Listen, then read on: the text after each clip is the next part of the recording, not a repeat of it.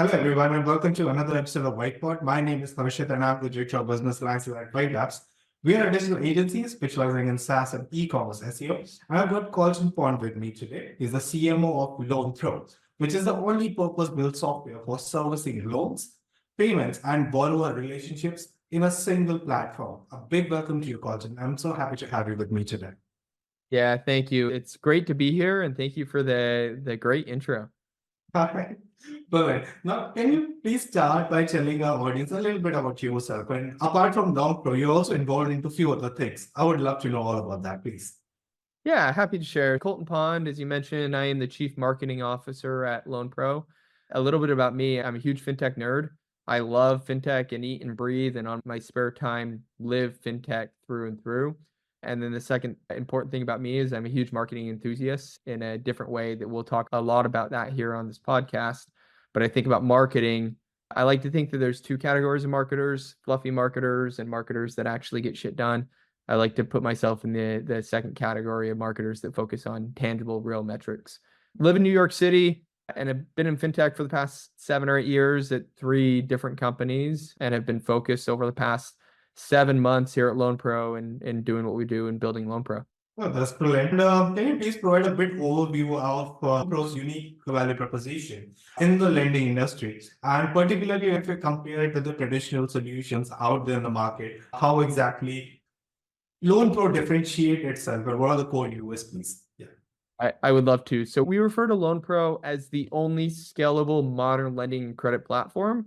So we give it to financial organizations and partner with financial organizations such as Intuit, Chime, Best Egg, SoFi, and others, and provide the ability to be able to originate, service, and manage virtually any class of loans, line of credit, and credit card. So that's a lot there. But if you look at legacy platforms or products, predominantly they're very rigid and inflexible. A lot of the rules in those products are hard-coded, and a lot of financial institutions today that I'm very close with are handcuffed by those legacy platforms because they can't innovate or do things that help them capture more of the market or differentiate in the market. LoanPro's product and platform is API first.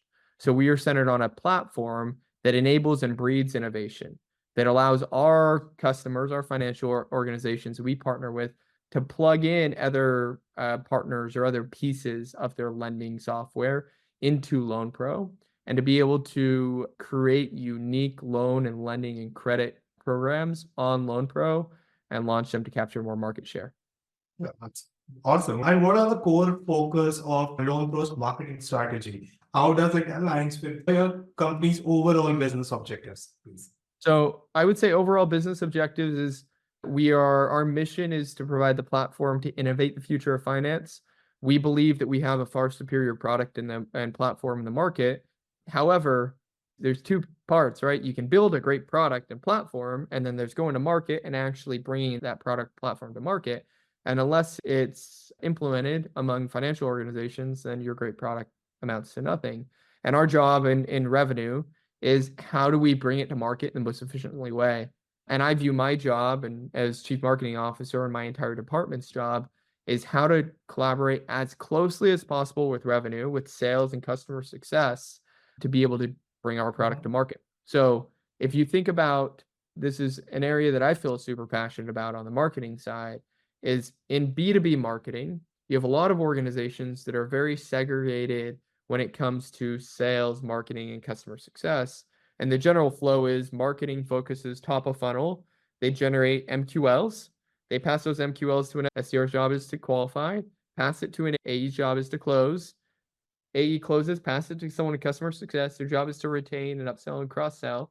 When in reality, along those handoffs, there's a lot of leakage that happens in the funnel. And then also you have misalignment of incentives. You have people in marketing, they're focused on how do I generate as many MQLs as possible, whether they're good MQLs or bad MQLs. And SDR is mad because they have to sort through all this crap. I view the world of marketing in a way that marketing, sales, and customer success are jointly collaborating through the entire funnel. So my metric is not MQL. My metric is how do I drive revenue and pipeline growth in the right way? And how does marketing contribute through the entire funnel all the way until a customer signs, and we're working on retention and cross-sell and upsell opportunities. That's brilliant. Actually, there's always an ongoing war between sales and marketing. I'm glad to see a marketer working across the funnel and helping each and every vertical out. That's brilliant to see, man. All right. I would love to understand a bit more about your target audience and how exactly your marketing team creates content campaigns tailored to their needs and preferences. Yeah, great question. So we're focused on four main predominant verticals. You view them as financial institutions, so banks and credit unions, fintech lenders, think the likes of Chime or Intuit or others, banking as a service providers, and then credit card brands. Those could be brands like Costco and Target, but those could be any company that launches a credit card. What my marketing department has been able to do is focused on how do we drive value-based messaging based on each target and segment. So how do we dive deep into what those segments care about, what their pain they're experiencing with existing solutions in the market today, and what our current customers in those verticals, the value that they receive today from LoanPro, and how do we tailor that value? Because that value is very different for a bank that's our customer relative to fintech lender that's our customer, as they're dealing with very different things, where the fintech lender the bank has to focus much more on compliance relative to fintech lender. So I push my team to not only focus on, hey, how do we drive value-based messaging that talks through the quantifiable outcomes that our platform drives, but also how do we take it a step further and look at the value-based messaging for each vertical, which I think is essential. Gotcha. And because from this answer, I understand your targeting is still way too broad. How do you prioritize? And because we work with the limited resources, right? Then again, fulfilling every need is not possible or doable, to be honest, right? How exactly do you do that? One of the nice things per my earlier point on increased collaboration among the entire funnel and working with sales and customer success across collaboratively is we start looking at metrics on verticals that our message is resonating and it's working, and we're acquiring new customers, we're building pipeline and metrics that actually matter to the business. And what we do is based on success, we double down on success and say, hey, let's invest more here. And based on areas that we aren't getting success, we need to figure out why. So far, because LoanPro's product is configurable and adaptable, it's not a product problem, or it's not a product market fit problem. Often it's a positioning or messaging problem, or it's maybe the message is not in the right channels to reach that target audience in the right way. So that allows us to double down on investments that are working and also dissect investments that aren't, fix it, and then continue to invest in those areas. That's a wise thing to do. And I would love to know, what channels do you invest on for your marketing messages? Yeah. All channels. So I'm a big fan. Chris Walker or Refined Labs often talks about what he refers to as the dark funnel. And oftentimes marketers focus on only funnel activities that can be easily tracked in a CRM. So think about, for example, this podcast we're having. It's very hard to track listeners to this podcast, but in all reality, what may happen is someone may listen to this podcast, go to your website, look at a few things, download an ebook, receive an email, then go convert and say, hey, I want to chat. And a lot of marketers that just focus on that activities that they can track in a CRM will say, oh, ebooks, we need to do more ebooks of the way.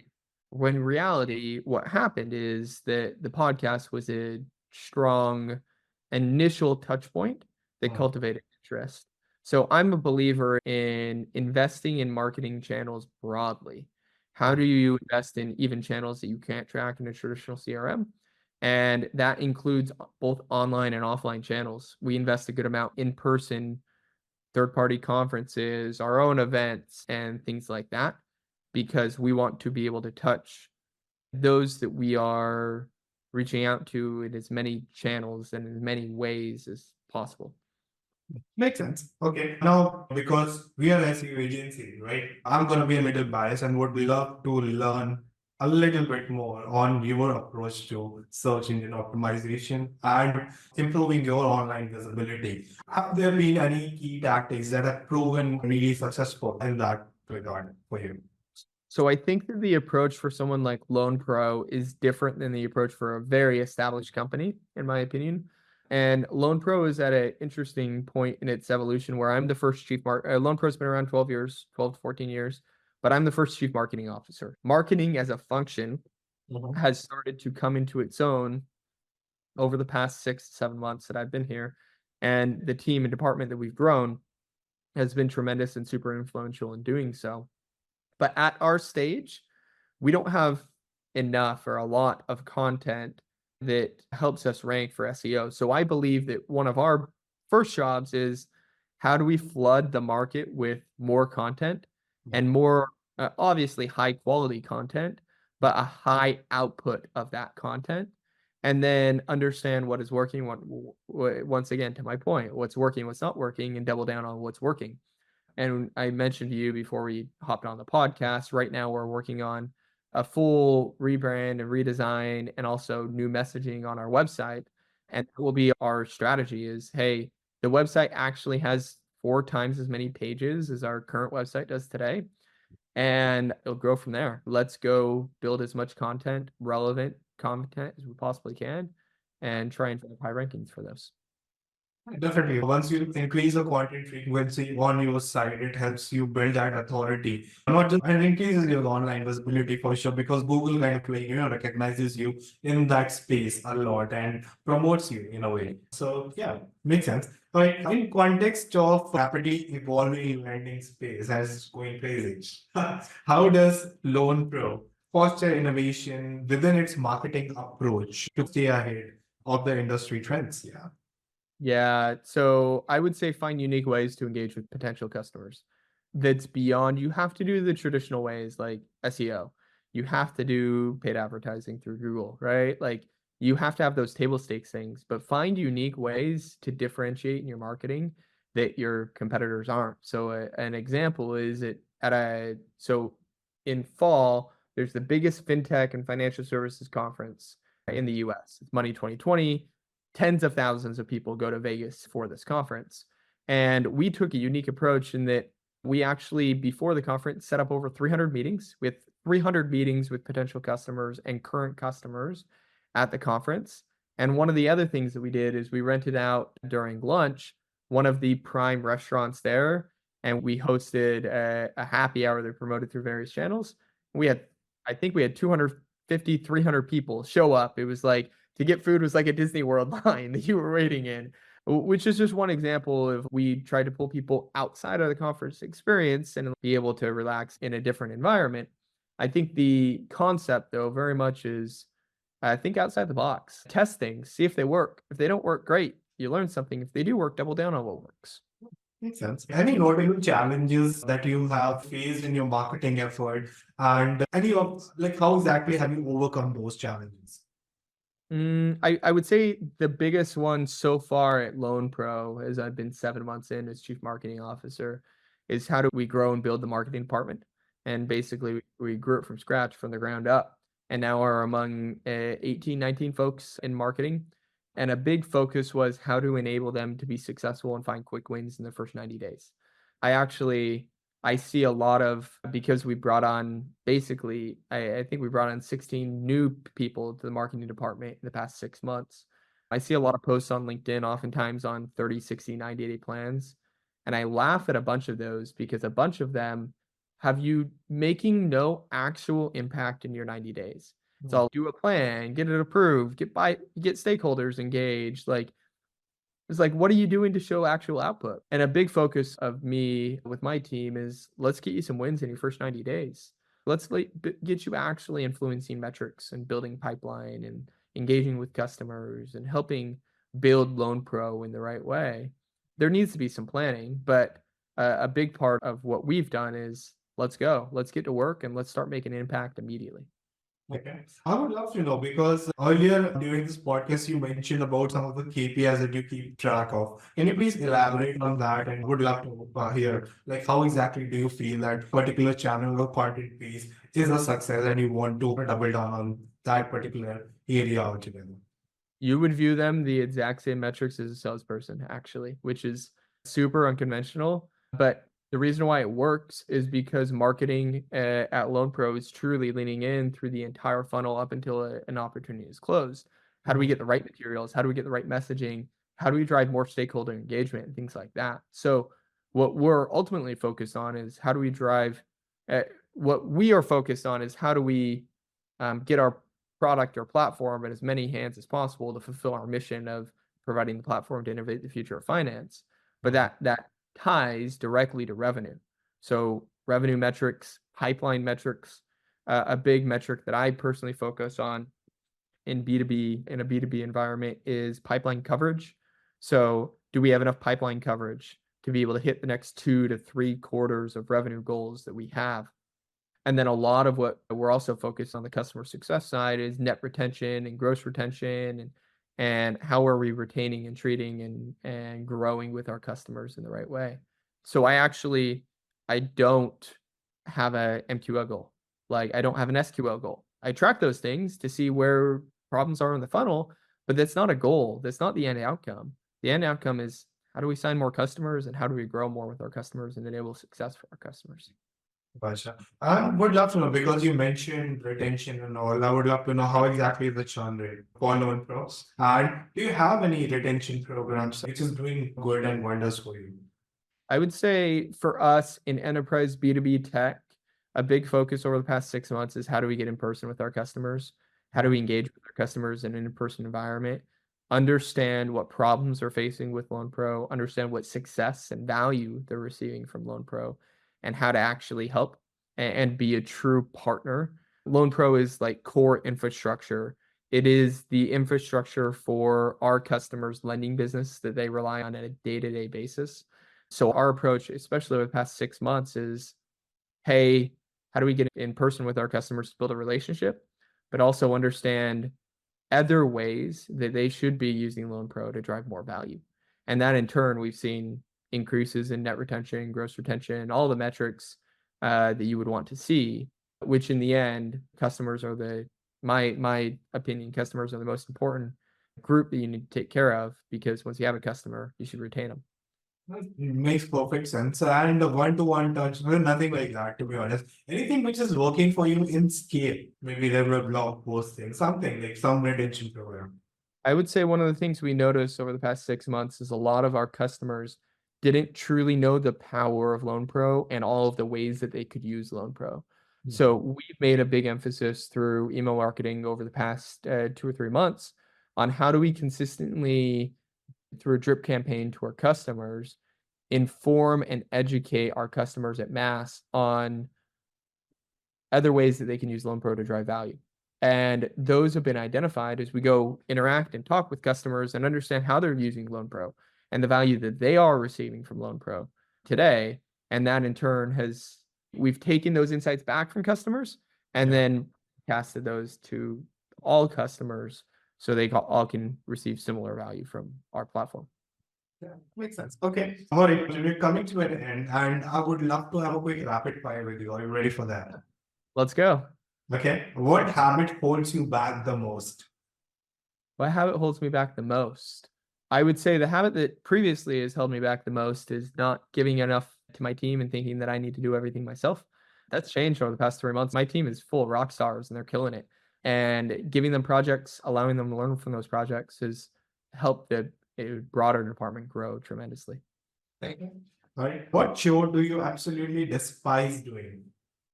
What chore? Yeah. I hate vacuuming. I never want to vacuum. I ask my wife to vacuum, and I'll rather do the dishes or something outside of vacuuming for some reason. All right. What subject do you find to be most fascinating? Behavioral economics, for sure. I did my graduate studies in behavioral economics, and I love the early work on how psychology intersects into real world outcomes. What career did you dream of having as a kid? As a kid, I wanted to be an MLB baseball player, actually. I grew up playing baseball. I want to play for the New York Yankees. Hopefully, I can help my son be an MLB baseball player one day. He's a lot better than I was, but definitely that was the dream. Good luck, man. I'm coming to my very last question. What did you last search on Google? My last search on Google was... That's a great question. I believe this morning was around an upcoming conference that we're going to, and making sure that we had the right details on that upcoming conference, to tell you the truth. Okay. All right, Colton. Thank you so much, for all the time, all the wisdom, all the marketing knowledge that you have shared in today's session. I really appreciate it. Thank you so much. Yeah, thank you for having me. It was a pleasure.